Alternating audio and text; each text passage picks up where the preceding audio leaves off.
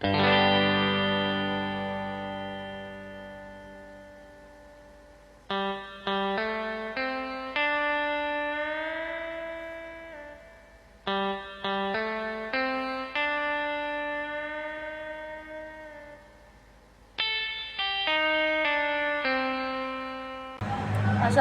warahmatullahi wabarakatuh.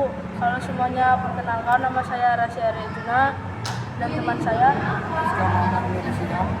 Di video kali ini kami akan membuat podcast dan narasumbernya adalah Pak yang mengajar mata pelajaran bahasa Indonesia. Baik Ibu, sebelumnya kami ucapkan terima kasih atas meluangkan waktunya untuk memenuhi tugas mata pelajaran TK kami. Nah, baik Bu, kami akan memulai untuk sharing tentang materi yang ada dalam mata pelajaran bahasa Indonesia. Materi yang akan kita tanyakan tentang teks ikon. Jadi pertanyaan pertama ya Bu, bagaimana membedakan teks ikon pribadi dan teks ikon faktual? Di sini perbedaan antara teks recon pribadi dengan teks recon faktual ya. Untuk teks recon pribadi ini ya, karena sifatnya itu pribadi ya, maka teks recon pribadi ini sifatnya pribadi dan ditulis oleh seseorang ya berdasarkan pengalamannya. Maka di sini terdapat ciri-ciri untuk teks recon pribadi di sini. Yang pertama, nanti cerita yang akan atau yang ada dalam teks recon pribadi ini harus bersifat masa lalu atau masa lampau ya, masa lampau yang nanti ada kaitannya dengan waktunya ya, yang ada kaitannya dengan waktunya, jadi peristiwanya masa lampau. Kemudian lagi ada kata kerja tindakan atau ada kata kerja aksi, yang dimana ketika kita membuat suatu cerita atau teks recon pribadi kan ada kata-kata kerja tindakan ya. Misalnya ketika kalian 3 bulan yang lalu kan mengadakan kemah di Sidomba. Nah, ketika kalian menuliskan cerita kegiatan kemah di Sidomba itu ya, nanti ada kata-kata kerja seperti misalnya kalian mendirikan tenda. Nah, kata mendirikan itu termasuk ke dalam salah satu kata kerja itu ya.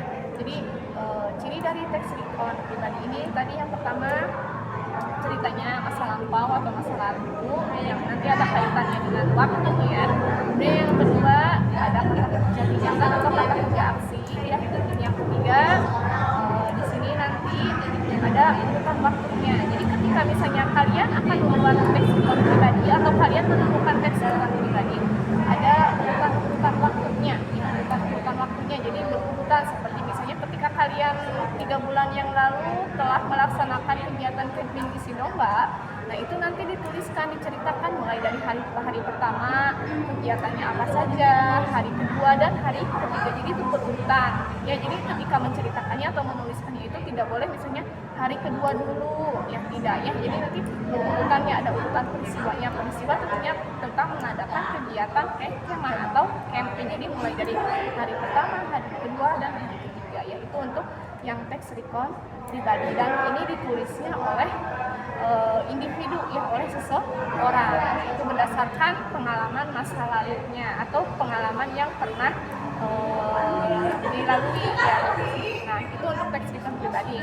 Kalau untuk teks recon faktual ini, teks recon faktual ini memuat biasanya tentang sejarah-sejarah ya, sejarah-sejarah tentang adanya misalnya temuan seperti teknologi komunikasi ya, yang dimulai misalnya pada zaman dahulu ketika sebelum adanya sekarang internet jejak ya. Dulu ketika misalnya orang itu mau mengirimkan pesan ya, sebelum adanya teknologi komunikasi sekarang zaman canggih itu kan orang itu menggunakan seperti cahaya, bunyi, asap ya itu. Jadi ada sejarahnya ya, ada yang membedakan dari teks recon faktual dengan teks recon pribadi. Mungkin kalau ke teks recon faktual ini lebih ke cerita-cerita sejarah tentang terjadinya sesuatu seperti tadi teknologi ya, kemudian lagi tentang mungkin maraknya kosakata bahasa Indonesia yang terdapat dalam medsos seperti itu.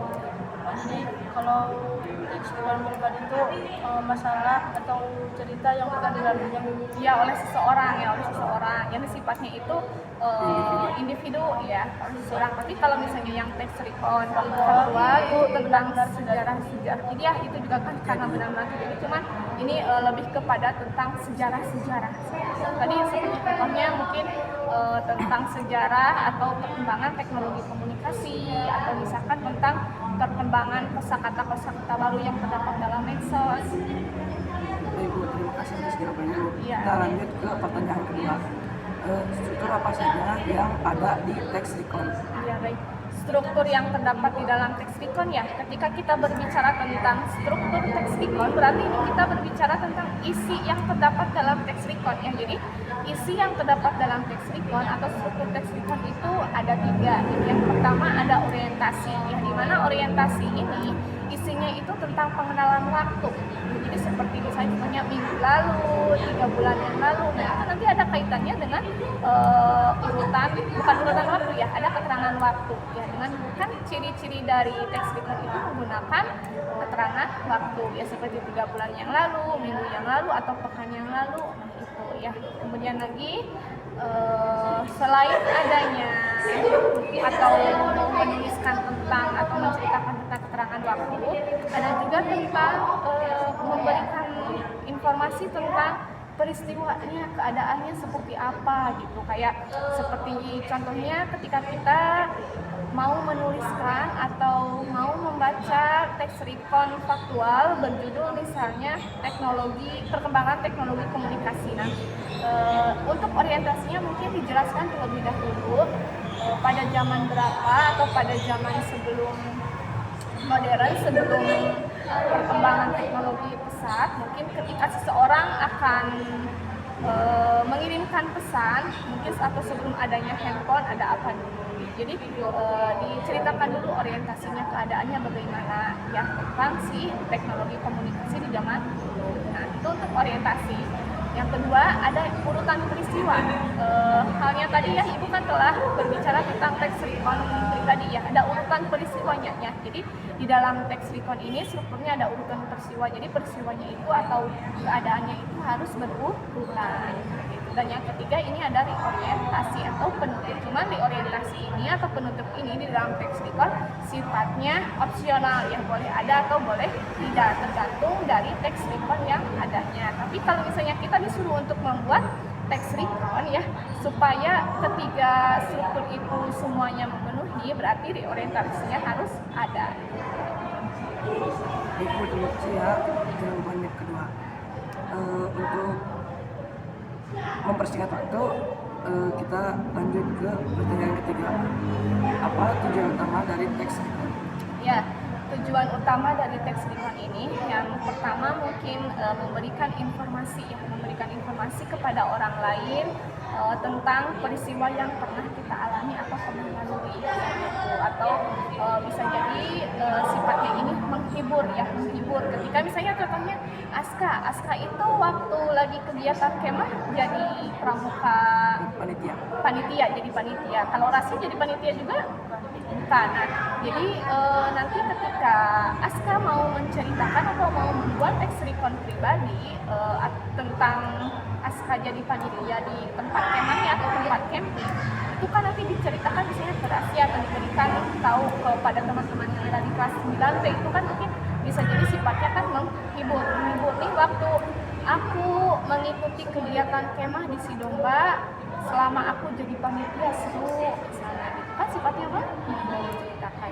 Jadi tujuan utamanya selain memberikan informasi juga untuk menghibur. Alhamdulillah pertanyaan demi pertanyaan telah dijawab oleh Ibu Rifa. Kami pun jadi tahu apa itu teks recon pribadi dan teks recon faktual. Adapun struktur teks recon dan tujuan teks recon. Sekian podcast dari kami, kurang lebihnya mohon maaf. Wassalamualaikum warahmatullahi wabarakatuh.